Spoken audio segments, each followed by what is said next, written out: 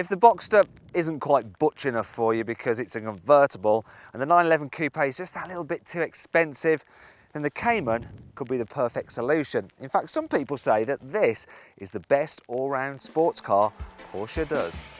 That's because it's pretty much the same car as the Boxster, but having a roof means its body is even stiffer. And with the engine in the middle, rather than slung out over the rear axle like in the 911 Coupe, it has perfect weight distribution. And all this improves the handling. Now, we'll come back to that in a bit, because I want to show you another benefit to the car's mid-engined hard roof layout. You've got a boot back here, and you can see it's wide enough to fit a brolly in, which is handy when you're filming in England and it's constantly raining. Now, if you fill that up, what you can do is put some extra bags up on there. Obviously, you can't do that with the Boxster. And when you shut this, there you go, it's nice and secure. Obviously, you wouldn't want to leave your bags there overnight, so if you do need to leave some in the car, then you can use the front boot, which I'll show you now. Now, obviously, you're going to be better off putting your stuff in this boot first, because if you have to brake suddenly, it's on the back shelf, it could come flying into your lap. And as you can see, if you look down there, it's really, really deep, and you can actually fit quite a few items in. Inside, there are quite a few storage spaces, though the Cayman's no MPV, but by sports car standards, it's pretty much as practical as it gets. And there is plenty of space inside the comfy and well-designed cabin, though obviously only for two people. The Cayman also feels very, well made here inside. In fact, if you click here, you can tell us about the build quality of your car at driverpower.co.uk. Now, that's all the sensible stuff dealt with, so I think it's about time we took this car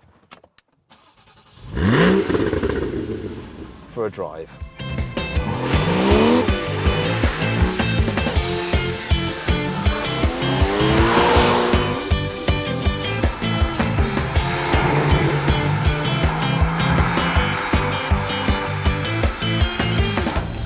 The Cayman uses the same engines as the Boxster, so there's the entry-level 2.7 litre flat six with 275 horsepower, which can go from 0 to 62 miles an hour in just 5.7 seconds and will hit 165 miles an hour.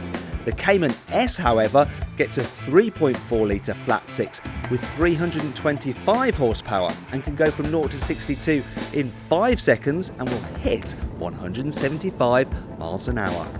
Now, on paper, that performance difference doesn't seem to justify the fact the S costs £9 more.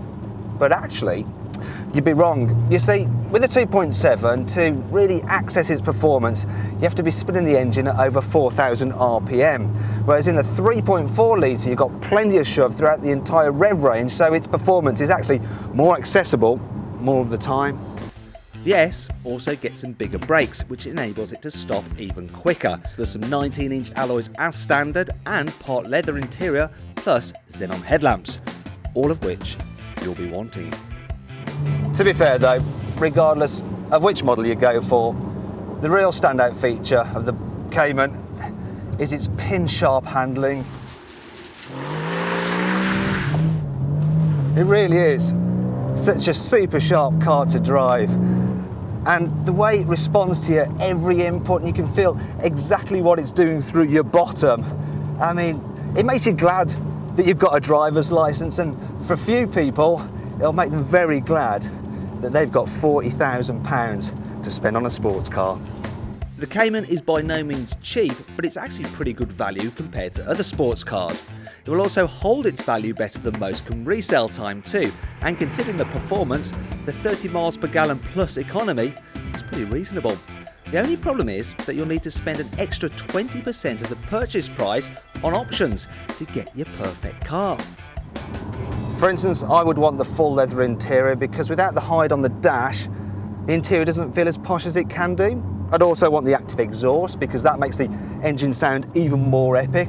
I'd also want the active suspension because that improves comfort, and I'd also like the limited slip differential because that improves your corner exiting traction even more. I'd also want the PDK paddle shift gearbox. Yes, the manual is brilliant and more involving, but the auto can change cogs faster than you can blink, and it's relaxing in auto for driving in town. Finally, you'll need sat-nav and Bluetooth as well, as shockingly, at this price, they're not standard. And added together, all that lot will cost you £10,000.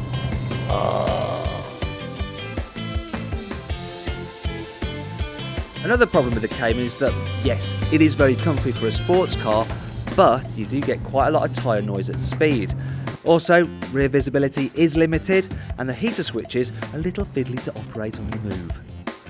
All those are just minor niggles really, because the Cayman is a cracking sports car, and whether it's better than the Boxster or the 911 actually just depends on your own personal viewpoint.